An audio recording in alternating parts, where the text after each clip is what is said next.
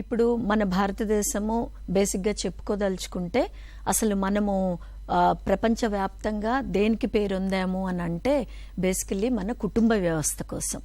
కుటుంబ వ్యవస్థలో మనకు చిన్నప్పటి నుంచి పిల్లలకి నేర్పించేది మాతృదేవోభవ, పితృదేవోభవ, తర్వాత ఆచార్య దేవోభవ అని.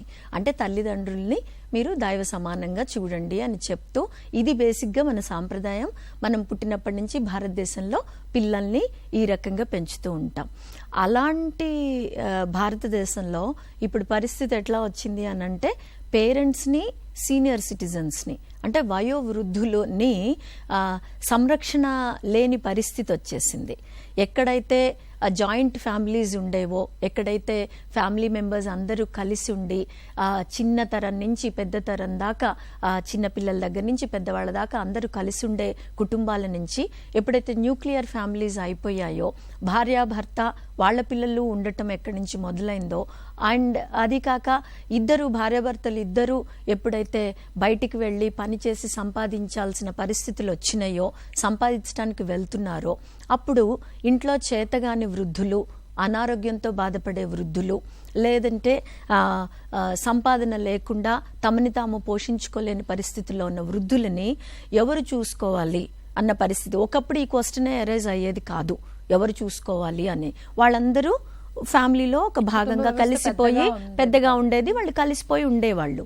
ఇప్పుడు ఏమైంది, మేము బయటకు వెళ్తున్నాము, ఎవరు చెయ్యాలి అన్న దాంతో అసలు పెద్దవాళ్ళు అనేది ఒక భారంగా తయారైపోయారు.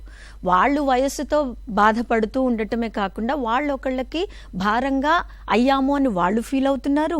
ఇంట్లో ఉన్న పిల్లలు కూడా వీళ్ళు మాకు భారంగా అయ్యారు అని ఫీల్ అయ్యే పరిస్థితి, అట్లా అనుకోవటం కూడా జరుగుతోంది భారతదేశంలో.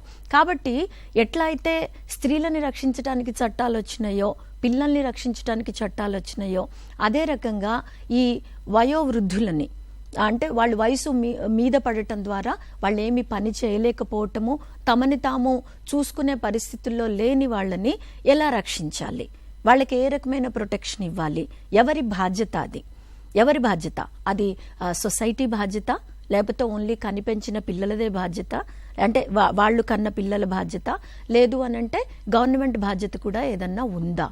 ఇట్లాంటి ఇష్యూస్ డిస్కషన్కి వచ్చినప్పుడు ఇది ఒక మన భారతదేశంలోనే రాలేదు, ప్రతి చోట వస్తున్నాయి. కాకపోతే భారతదేశంలో రావటం అనేది కొంచెము మనము ఆలోచించాల్సిన విషయం. ఎందుకంటే మన దగ్గర కుటుంబ వ్యవస్థ అనేది ఇందాకటి నుంచి మనం చెప్పుకుంటున్నట్టు చాలా ప్రాముఖ్యత ఉన్న వ్యవస్థ. భారతదేశం లాంటి చోట్ల కూడా ఆ పరిస్థితులు వచ్చి ఒక యాక్ట్ చెయ్యాలి, వాళ్ళని అంటూ సంరక్షించాల్సిన బాధ్యత అందరి మీద ఉంది అని ఫీల్ అవటం ద్వారా ఈ 2007లో ఇది maintenance for parents and senior citizens act అన్న దాన్ని తీసుకొని రావాల్సిన అవసరం వచ్చింది.